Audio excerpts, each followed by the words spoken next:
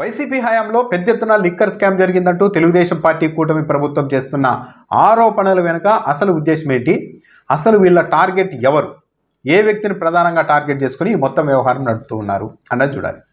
విజయసాయిరెడ్డి కూడా వైఎస్ఆర్ కాంగ్రెస్ పార్టీని బ్లాక్మెయిల్ చేస్తున్నారా ఇండైరెక్ట్గా అన్న అభిప్రాయం కూడా వైసీపీ నుంచే వ్యక్తమవుతోంది. నిజానికి విజయసాయిరెడ్డి మీద కూడా తెలుగుదేశం పార్టీ, బీజేపీ, మరీ ముఖ్యంగా బీజేపీ రాష్ట్ర అధ్యక్షురాలుగా ఉన్న పురంధేశ్వరి పెద్ద ఎత్తున విజయసాయిరెడ్డి పైన ఆరోపణలు చేశారు ఇదే లిక్కర్కి సంబంధించి. ఈ లిక్కర్ స్కామ్లు జరిగింది, ఇందులో విజయసాయిరెడ్డి చాలా కీలకమైన పాత్ర అంటూ గతంలో పురంధేశ్వరి గారు ఆరోపించారు. తెలుగుదేశం పార్టీ నాయకులు, తెలుగుదేశం పార్టీ మీడియా కూడా విజయసాయిరెడ్డి అంటూ మాట్లాడుతూ వచ్చారు. కానీ ఎప్పుడైతే విజయసాయిరెడ్డి వైసీపీకి రాజీనామా చేసి బయటకు వచ్చి వైసీపీలోని వ్యక్తులకు వ్యతిరేకంగా మాట్లాడడం మొదలుపెట్టారో అప్పటి నుంచి విజయసాయిరెడ్డి మీద తెలుగుదేశం పార్టీ మీడియా కావచ్చు, తెలుగుదేశం పార్టీ వాళ్ళు కావచ్చు చాలా సాఫ్ట్ కార్నర్గా ఉంటూ ఉన్నారు. ఇక బీజేపీ అయితే అసలు స్పందించడం లేదు ఎవరు కూడా విజయసాయిరెడ్డి మీద. అంటే మొన్నటి వరకు విజయసాయిరెడ్డి ఇందులో స్కామ్లో కీలక పాత్ర పోషించినారని చెప్పిన వాళ్ళు ఈరోజు మాత్రం విజయసాయిరెడ్డి అన్ని నిజాలు చెప్తూ ఉన్నారు, ఆయన మంచి వ్యక్తి అని చెప్పి ప్రచారం చేస్తూ ఉన్నారు. నిజానికి వీళ్ళు గతంలో చేసిన ఆరోపణలకే కట్టుబడి ఉంటే విజయసాయిరెడ్డిని సాక్షిగా కాదు అరెస్టు చేయాల్సింది, నిందితుడుగా చేర్చాల్సింది, విచారణకు వచ్చినప్పుడు అరెస్ట్ చేయాల్సింది. కానీ అవన్నీ ఏమీ లేకుండా విజయసాయిరెడ్డిని వదిలిపెట్టేశారు. అంటే గతంలో వీళ్ళు చేసిన ఆరోపణలు అవాస్తవమా, లేకుంటే ఇప్పుడంతా కలిసిపోయారు కాబట్టి వైసీపీకి వ్యతిరేకంగా ఉన్నారు కాబట్టి విజయసాయిరెడ్డిని వీళ్ళని కేసుకొస్తున్నారా అన్నది ఇక్కడ ఎవరికైనా కలిగే అనుమానం. దానికి తోడు నిన్న విజయసాయిరెడ్డి ప్రెస్ మీట్లో ఒక అంశం ప్రస్తావించారు. ఈ లిక్కర్ పాలసీ రూపకల్పనలో 2 సార్లు సమావేశాలు జరిగాయి. హైదరాబాద్లోని నా నివాసంలోని ఒకసారి జరిగింది, తాడేపల్లిలోని తన విల్లాలో 2వ సమావేశం జరిగిందని చెప్పారు. ఈ సందర్భంగా ఆ సమావేశాలకి ధనుంజయ రెడ్డి, ఐఏఎస్ అధికారి ధనుంజయ రెడ్డి, ఓఎస్డి కృష్ణమోహన్ వచ్చారా అని సిట్ అధికారులు ప్రశ్నించారు. కానీ నాకు గుర్తు లేదు, వాళ్ళిద్దరూ వచ్చారో లేదో గుర్తు లేదు, ఒకవేళ రికలెక్ట్ అంటే మళ్ళీ గుర్తు తెచ్చుకొని వాళ్ళు వచ్చారో లేదో కావాలంటే మళ్ళీ తర్వాత చెప్తాను అంటూ ఒక ఆప్షన్ వదిలారు. ఇప్పుడు మీరు ఆ రోజు ఆ మీటింగ్లో కాఫీ తాగారా, టీ తాగారా అంటే ఏమో అంత గుర్తు లేదండి, ఏళ్ళు గడిచిపోయాయి కాబట్టి కాఫీ తాగాను, టీ తాగాను, గుర్తు లేదు అని చెప్తే నమ్మచ్చు. కానీ ఆ సమావేశానికి వీళ్ళంతా వచ్చారని చెప్తూనే ధనుంజయ రెడ్డి, కృష్ణమోహన్ వచ్చారో లేదో చెప్పాలి, లేదు వాళ్ళిద్దరూ రాలేదు అని చెప్పాలి, లేకుంటే వచ్చారో అని చెప్పాలి. వాళ్ళిద్దరు పేర్లు మాత్రం వాళ్ళు వచ్చారో లేదో నాకు గుర్తు లేదు అని కూడా ఆగడం లేదు, మళ్ళీ గుర్తు వస్తే మళ్ళీ చెప్తా అని అంటున్నారు. అంటే అవసరాన్ని బట్టి ఇంకా నా మీద ఏదైనా ఇబ్బంది పెడితే, నాకు ఇంకా కోపం వస్తే వైఎస్ఆర్ కాంగ్రెస్ పార్టీకి మీద వీళ్ళ పేర్లు కూడా చెప్పి ఇరికిస్తా, లేకుంటే లేదు అది నా ఇష్టం, నేను తలుచుకుంటే ఎవరినైనా ఇరికించగలను అని ఒక విధానాన్ని విజయసాయిరెడ్డి ఫాలో అవుతున్నారా? ఇది ఒక విధంగా ఈరోజు వైఎస్ఆర్ కాంగ్రెస్ పార్టీ మీడియాలో రాసుకున్నారు. ఇదంతా చంద్రబాబు నాయుడు కనుసన్నల్లోనే నడుస్తుంది విజయసాయిరెడ్డి. ఒకవేళ చంద్రబాబు నాయుడు చెప్తే రేపొద్దున వీళ్ళిద్దరి పేర్లు కూడా చెప్పేందుకు రెడీ అయ్యారు. ఇంకా పూర్తిగా ఆదేశాలు వచ్చినట్లు లేవు, అందుకే గుర్తు లేదు, గుర్తు వస్తే చెప్తా, గుర్తు చేసుకొని మళ్ళీ చెప్తా అని చెప్తున్నారు. తెలుగుదేశం పార్టీ పెద్దల నుంచి ఆదేశాలు వస్తే విజయసాయిరెడ్డి వీళ్ళ పేర్లు కూడా చెప్పి ఇబ్బంది పెట్టడానికి ట్రై చేస్తున్నారు. ఇదంతా చంద్రబాబు నాయుడు మాయాజాలం, ఆయన చేతుల్లో ఇతను కీలు బొమ్మగా మారారు అన్నది వైఎస్ఆర్ కాంగ్రెస్ పార్టీ చేస్తున్న ఆరోపణ. అంటే ఒక విధంగా బ్లాక్మెయిల్ చేస్తున్నారు విజయసాయిరెడ్డి అన్నది. అయితే తెలుగుదేశం పార్టీ అసలు టార్గెట్ ఎవరు? మిథున్ రెడ్డి కాదు.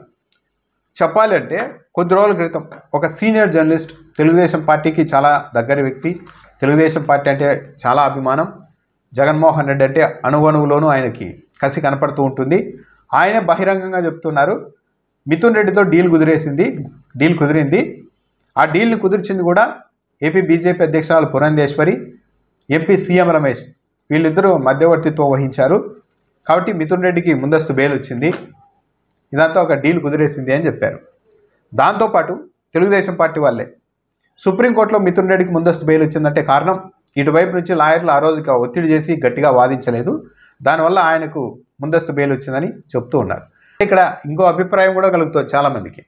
ఎంపీ మిథున్ రెడ్డికి సుప్రీంకోర్టు ముందస్తు బెయిల్ ఇచ్చింది, కానీ ఆ ముందస్తు బెయిలు చంద్రబాబు నాయుడుతో డీల్ చేసుకోవడం వల్లే వచ్చింది అన్న ఒక వాతావరణాన్ని కూడా సృష్టించేసి వీళ్ళంతా కుంభకోణం చేసేశారు, అందుకే మిథున్ రెడ్డి కూడా వెళ్ళి చంద్రబాబు నాయుడుతో ఒప్పందం చేసుకున్నారు, అందులో భాగంగానే సుప్రీంకోర్టులో ప్రభుత్వ తరఫున న్యాయవాదులు కూడా గట్టిగా వాదించలేదు, ఆయనకు బెయిల్ వచ్చేసింది అన్న ఒక వాతావరణాన్ని సృష్టించేందుకు కూడా, అంటే కుంభకోణం జరిగిందో లేదో తెలియక ముందే జరిగింది అనే ఒక నిర్ధారణ ప్రజల్లో వచ్చేలాగా మిథున్ రెడ్డి డీల్ కుదుర్చుకున్నారు అన్న ప్రచారం ద్వారా కూడా ఆ అభిప్రాయాన్ని కూడా తీసుకెళ్ళడానికి ప్రయత్నం చేస్తూ ఉన్నారు. అంటే మిథున్ రెడ్డితో కూడా చంద్రబాబు నాయుడు డీల్ చేసేసుకున్నారా? ఇది వాళ్ళు చెప్తున్న దాని ప్రకారమే. ఒకవేళ అదే నిజమైతే ఇంకెవరు టార్గెట్? ఇప్పుడు ప్రధానంగా రాజు కసిరెడ్డి దొరకాలి అని అంటూ ఉన్నారు.